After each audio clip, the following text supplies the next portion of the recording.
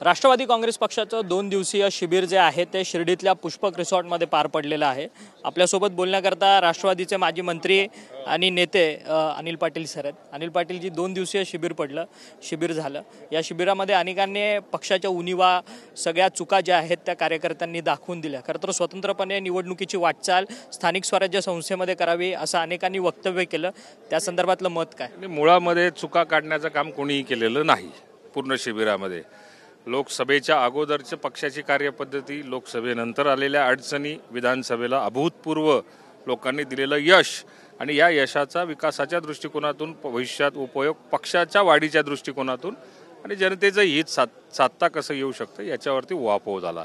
कोणीही काही अशी टीका टिप्पणी केलेली नाही आणि यश आल्यानंतर टीका करायला जागाच राहिलेली नाही। लोकांनी जेवढं अभूतपूर्व आपल्याला यश दिलेलं आहे। तो नवाब मलिक यांनी भाषणामध्ये म्हटलं की कुठेतरी स्वतंत्र एक वाटचाल केली पाहिजे, भाजपच्या भरोश्यावरती राहिलं नाही पाहिजे, कारण जर भाजपच्या भरोश्यावरती राहिलं तर ते आपल्याला त्यांच्या तालावरती नाचवतील। मुळामध्ये आपण अलायन्समध्ये आहोत, त्यामुळे आपला ज्याला त्याचा पक्ष वाढवण्याचा पूर्ण अधिकार असतो। आपला पक्ष वाढवायला कोणी काही नकार दिलेला आहे किंवा थांबवलेलं आहे असं मला काही वाटत नाही।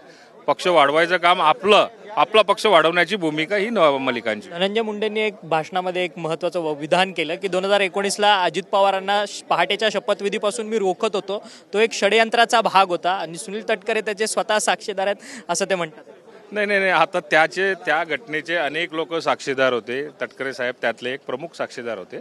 2014 पासूनच आपण भारतीय जनता पार्टीबरोबर राष्ट्रवादी काँग्रेस पक्षाने गेलं पाहिजे अशा वेगवेगळ्या भूमिका, वेगवेगळ्या चर्चा, वेगवेगळ्या स्तरावरती, उच्च स्तरावरती झालेल्या त्यांनी त्या अनुभवलेल्या आहेत आणि त्याच आधारावरती दादांनी जो निर्णय घेतलेला होता तो सगळ्या चर्चा करूनच कदाचित घेतलेला तो निर्णय होता। ते दादांनी त्याचं एक्सप्लेनेशन दिलेलं आहे, खुलासाही केलेला आहे आणि तो गेम होऊ शकतो असं मुंडे साहेबांचं मत होतं।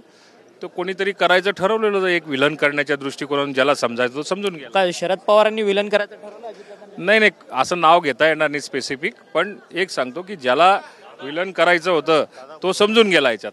खरं तर धन्यवाद, तुम्ही आमच्याशी बातचीत केली। हे होते अनिल पाटील, जे राज्याचे माजी मंत्री आहेत आणि राष्ट्रवादी काँग्रेस पक्षाचे नेते आहेत। त्यांचं म्हणणं आहे की धनंजय मुंडेंनी जे वक्तव्य केलेलं आहे त्या वक्तव्याच्या संदर्भात ते अधिक स्पष्टीकरण देतील, परंतु अजित पवारांना विलन करण्याचं काम जे आहे ते पक्षातल्याच काही नेत्यांनी अनेक वर्षांपासून त्यांच्याकडनं होत आहे असं जे मत आहे ते अनिल पाटील यांनी आपल्याशी बोलताना व्यक्त केलं आहे। व्हिडिओ जर्नलिस्ट खंडू कसबेसह अक्षय मंगणी, TV9 मराठी, शिर्डी।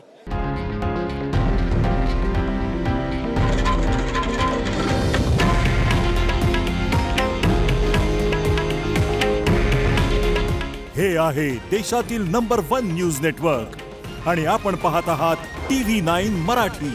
काळजी तुमची, हित महाराष्ट्राचं।